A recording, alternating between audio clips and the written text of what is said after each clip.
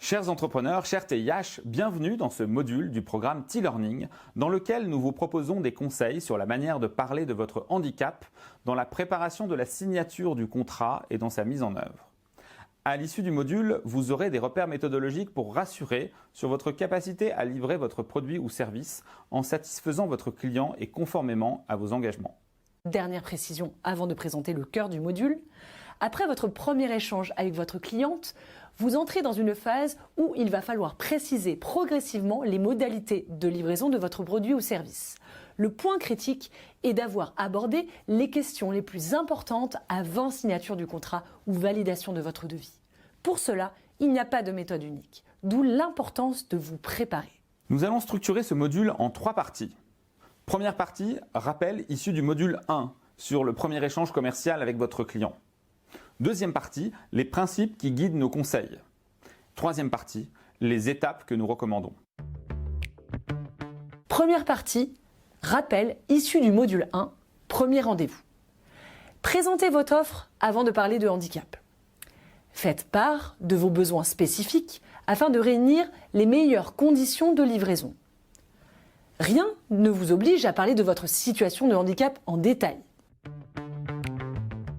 Deuxième partie, les principes. Premier principe, trouvez le bon niveau de détail. Jusqu'à quel point faut-il parler de vos besoins spécifiques et de votre handicap avant la signature du contrat? Suffisamment pour rassurer votre cliente et pas trop pour ne pas l'inquiéter en révélant des détails excessifs sur votre situation ou en révélant plus d'éléments que ce que vous souhaitiez. Deuxième point, apportez des détails progressivement. Ce n'est pas parce que vous vous sentez en confiance avec la cliente qu'il est bénéfique de lui préciser toutes les contraintes liées à votre handicap. Troisième point, s'adapter à sa cliente en écoutant ses préoccupations. Vos propos seront plus efficaces si vous vous adaptez à ses besoins de réassurance et de détail. Et ce besoin dépendra en grande partie de son niveau de maturité par rapport aux questions de handicap. Essayez d'en parler de manière concise et efficace. Il est très important de maîtriser vos messages pour rassurer sans noyer votre cliente sous des détails qui risqueraient de l'angoisser inutilement. Cela fait le lien avec notre principe suivant, qui est d'être prêt à parler des solutions afin de couvrir les cas de difficultés ou risques sur la livraison, comme par exemple une hospitalisation, si ces risques ont une probabilité significative de se produire. Dès lors, n'hésitez pas à parler des solutions autant que des risques et expliquer ce que vous avez prévu si cela se produisait. Par exemple, prise de relais d'un confrère, assurance, aide de la GFIP, délai de livraison supplémentaire ou autre. Enfin, si vous souhaitez rassurer votre client, vous pouvez comparer la probabilité de la survenance de ces risques à des accidents répandus, tels que les accidents de la route, afin de justifier le fait de ne pas en parler dans des niveaux de détail excessifs. Cinquième principe, préparer sa présentation et les solutions liées aux questions de base, telles que par exemple l'accessibilité des outils numériques ou la mobilité et le lieu de travail ou de livraison. Enfin, il y a aussi les enjeux du quotidien avec les contraintes alimentaires, les besoins d'accès aux toilettes, la sensibilité à la lumière ou au bruit. Et puis la fatigabilité.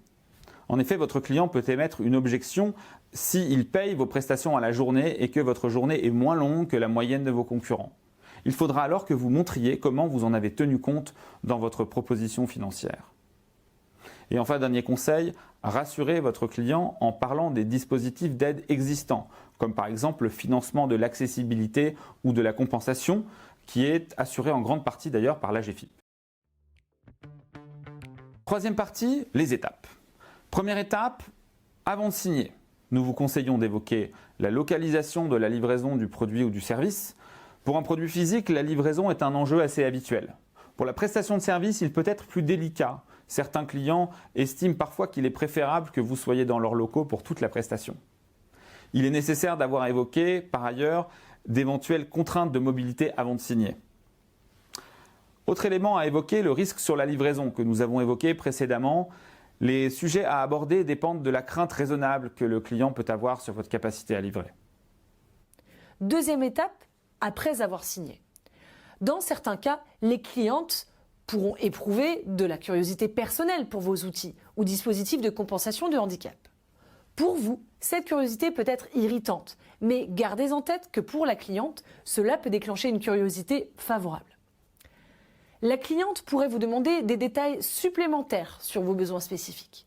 À nouveau, il faudra trouver le bon équilibre, rassurer avec davantage de précision, sans noyer la cliente sous des informations inutiles, intimes ou anxiogènes. Comme toujours, il est essentiel de vous entraîner à présenter ce sujet à vos clients en présentant des solutions concrètes. Entraînez-vous. Rendez-vous sur www.tlearning.fr www.tih-learning.fr